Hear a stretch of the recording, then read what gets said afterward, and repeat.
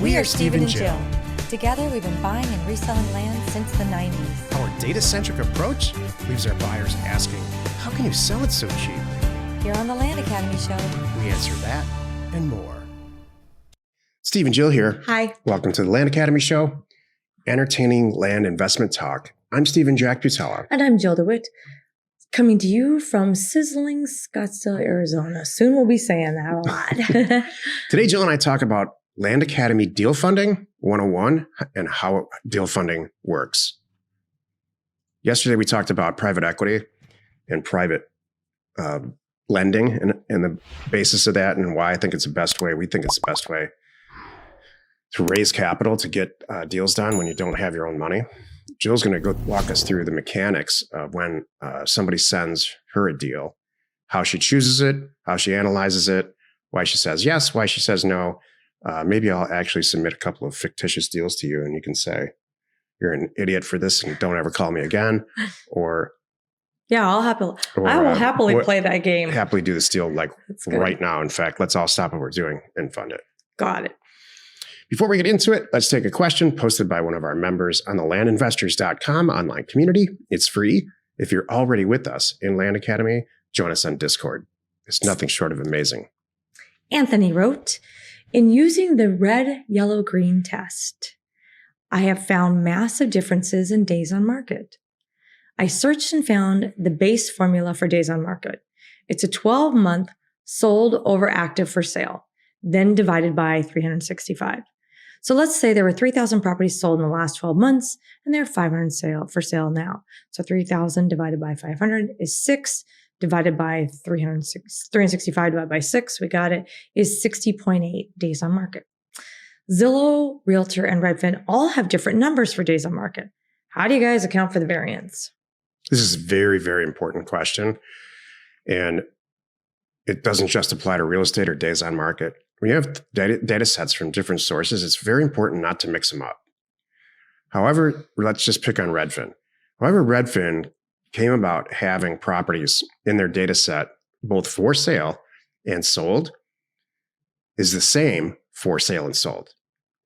But if you just look at for sale property in Redfin and then sold property in Zillow, it's an apples to oranges situation and you're mixing up two non-like kind data sets with different definitions. I don't mean to nitpick here, but this is actually pretty important because you're spending money on sending mail out based on data. So it's very important to just apples to apples it. So great, Jack, Steve. Why are they different then? The real question is, there's 3 sources of data. I kept them separate. They're apples to apples to apples, all 3. Why are they so different? Because the sources of data for Zillow brags about the fact that they have all kinds of data in their data set for properties.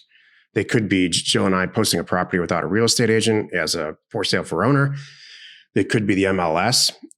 There's all kinds of places that you can get data to do this. Redfin goes the opposite way. They only have data sets in very specific areas based on which MLSs. There's 300 or 400 MLSs, believe it or not, little local ones all over the country that roll up into the National Association of Realtors. So there's only certain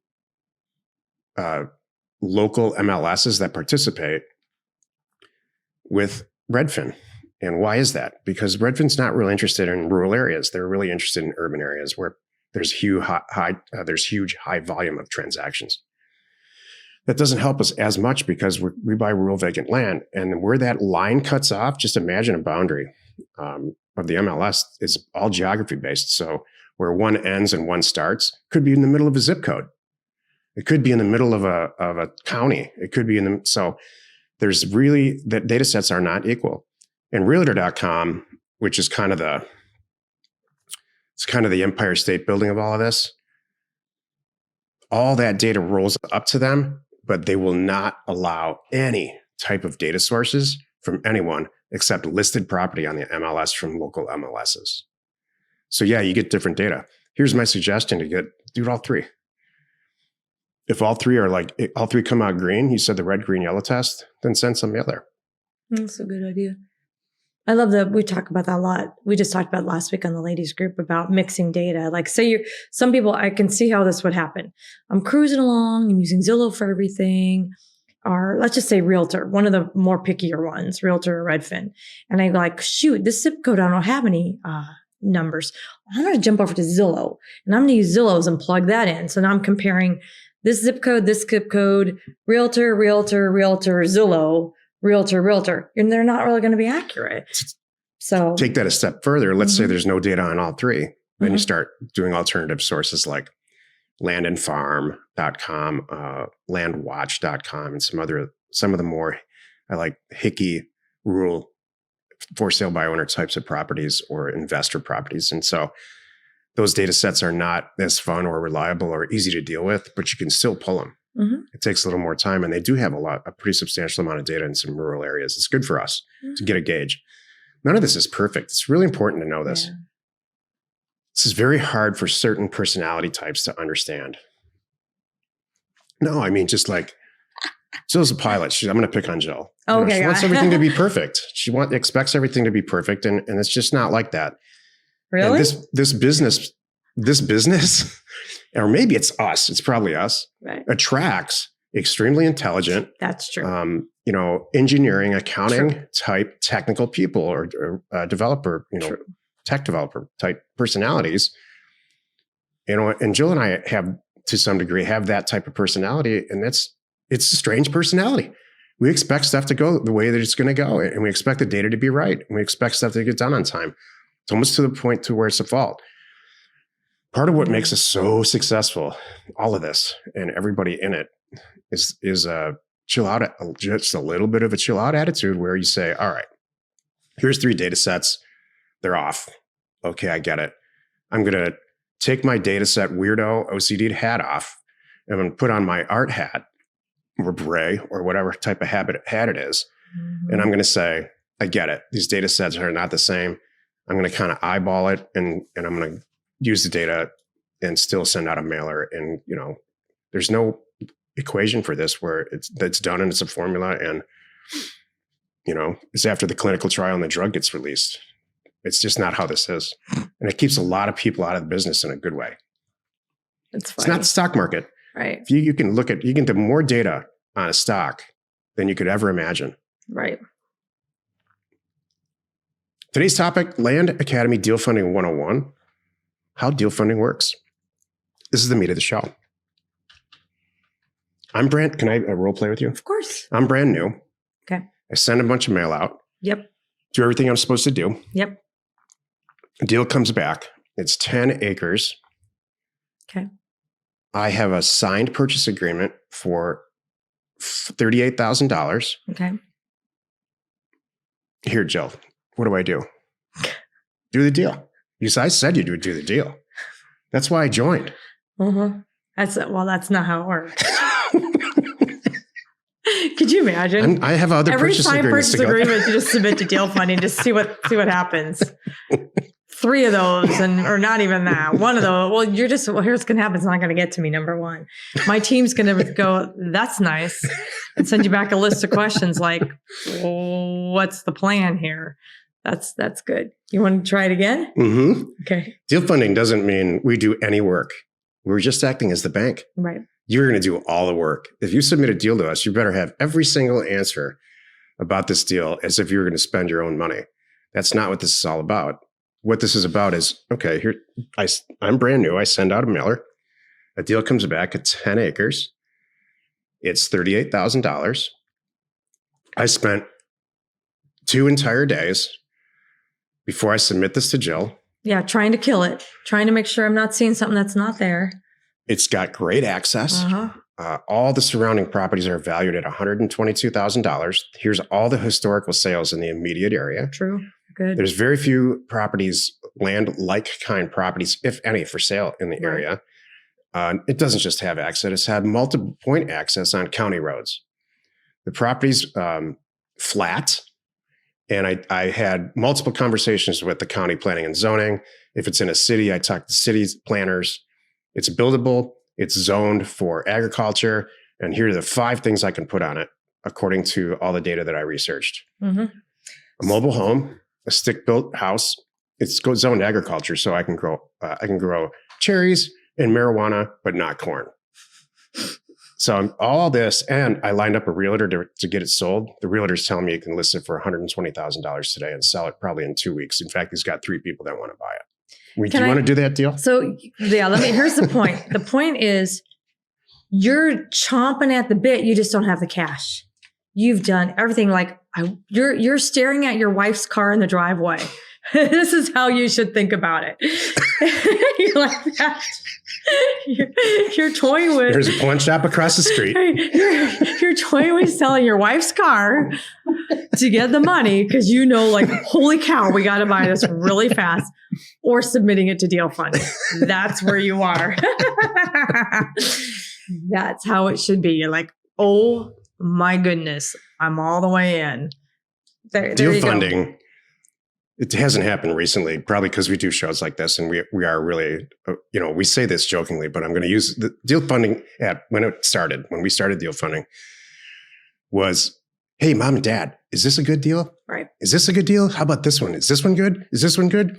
And you just submit. There are people that are no longer with us that submit every single transaction that they came back and they don't want to do any work. They're kind of they should be trading stock is what they should be doing. Yeah, well, we solved that real quick. My team jumps in and it doesn't even get to me. They're just like, hey, I need information. Do you have a signed purchase agreement? No matter what, the very, very minimum is you have to sign a purchase agreement. Otherwise, you don't really know if you have a deal. Even though on the phone, they say, yeah, I accept your offer, and you submit it. Nope. It needs to be signed in paper and have some buy-in that I know we can really move forward. The best possible situation, and this has happened to me several times.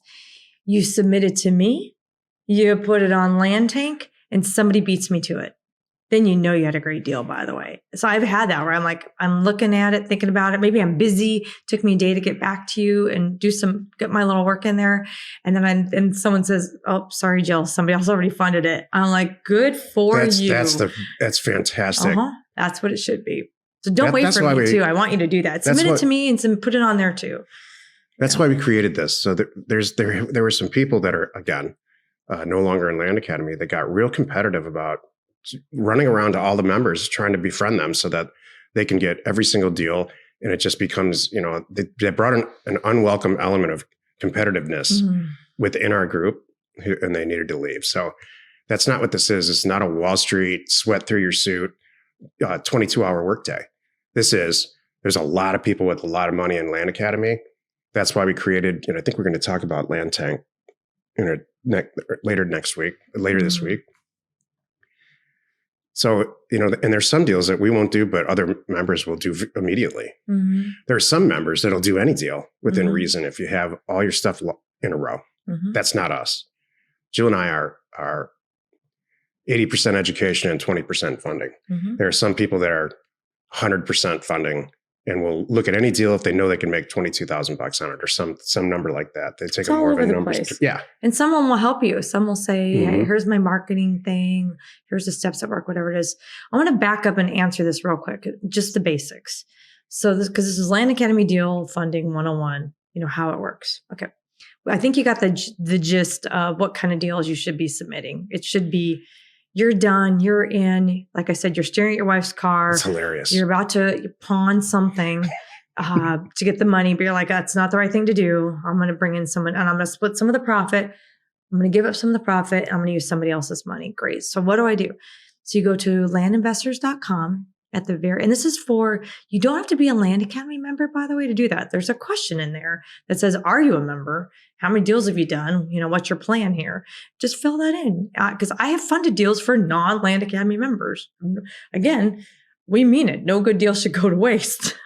So you go there and you fill out and ask for everything, all the property information. Give me everything that you've got. If you've got some comps, give me some links in there.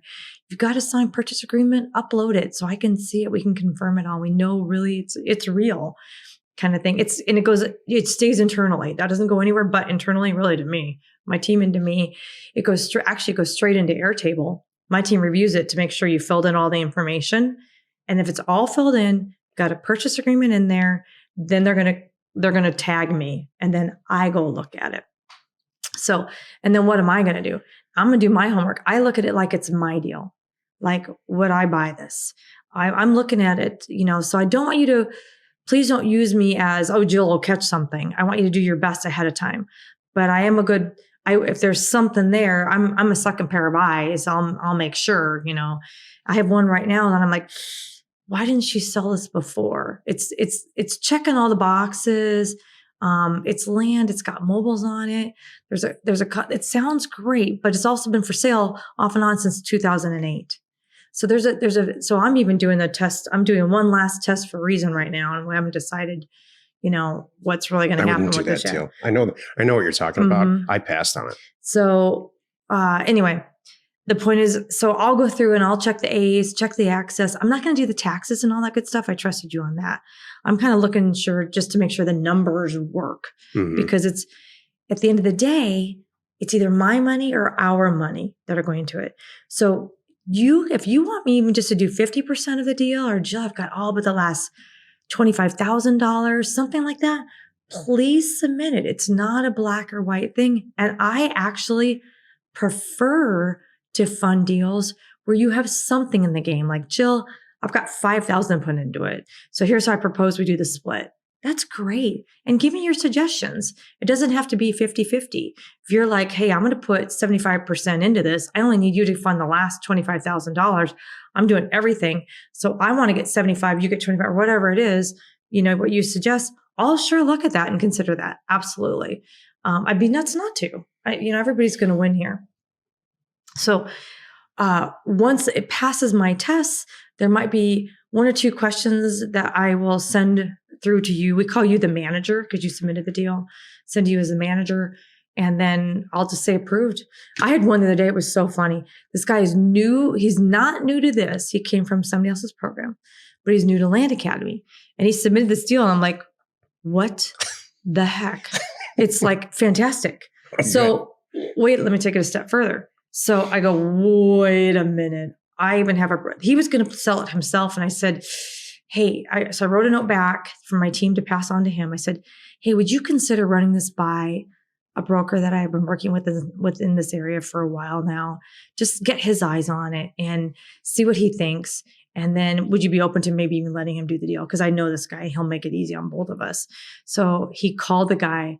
The guy answered back. I think we're buying it for like, I don't know, $25,000 plus escrow fees.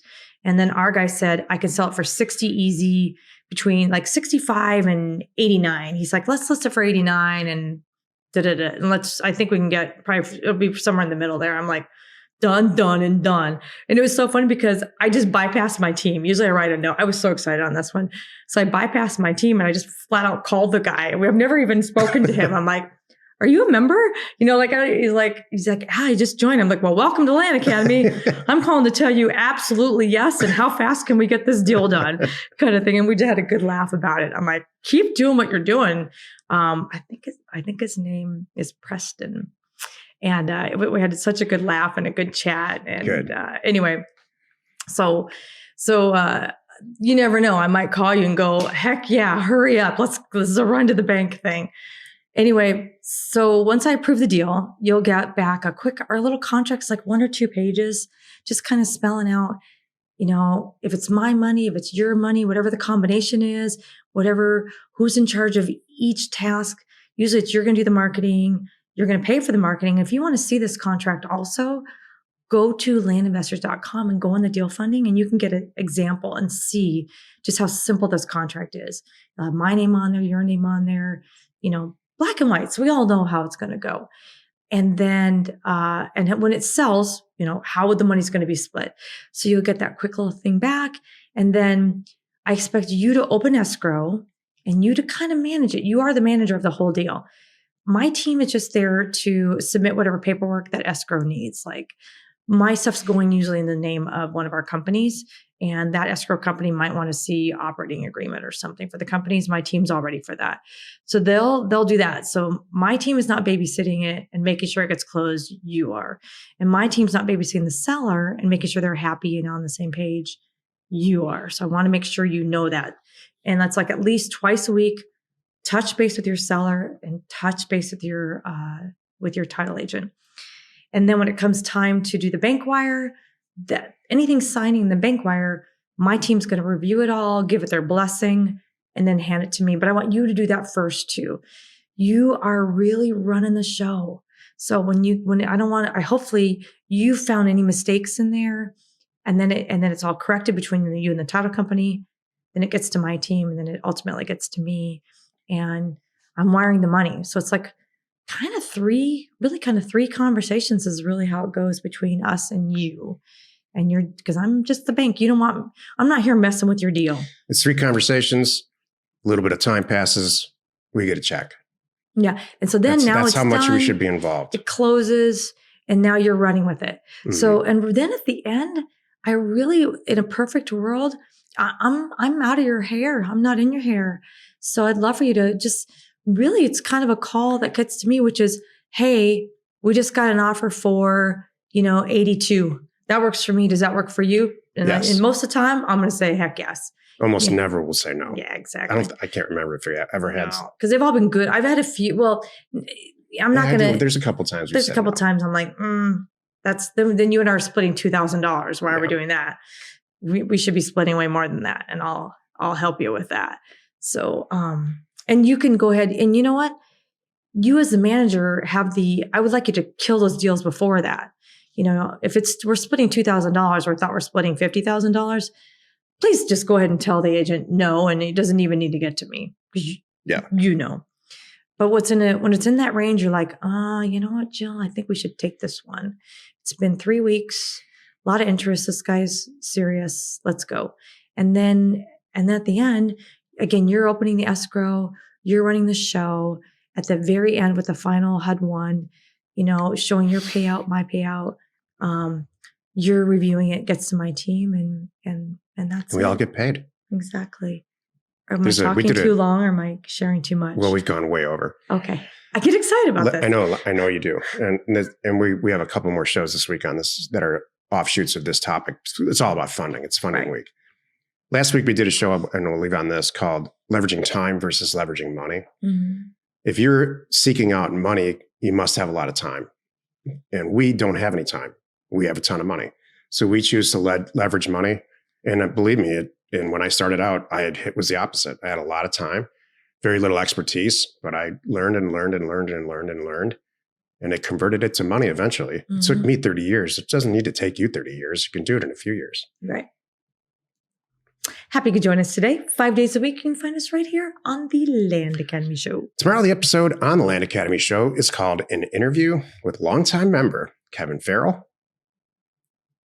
You are not alone in your real estate ambition.